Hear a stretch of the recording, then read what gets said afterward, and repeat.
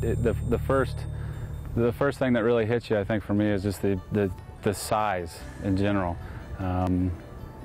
Just the gravity of how much machinery goes into putting these things together, and the structures themselves. I think that's the thing that just first struck me, was just the overall size of it and the impressiveness of it. And my mind works a little bit different in that I think about how, the engineering that goes into putting these machines together, and how to get them built and all of that. But once they get operational and you have an entire wind farm together, that you really start thinking of it as an entire facility, not so much the individual towers themselves.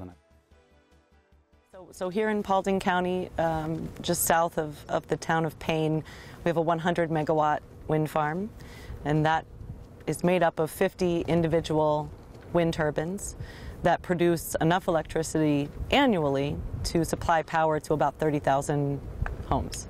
I really enjoy it, especially on a day like this where you can get up there and kind of pop the hatch and take a look out there. This is really flat land, so any chance you get to get up at 300 feet or so and take a look around and see what's out there, it's kind of neat.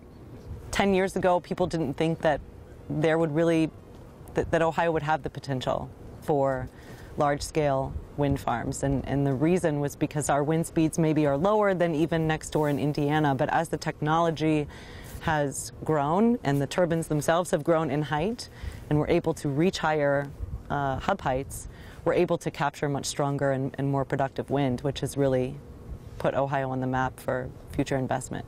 People come take a look at them, you don't really realize that at that many feet up in the air, you're anywhere from 200 to over 300 feet, depending on the tower that you're at.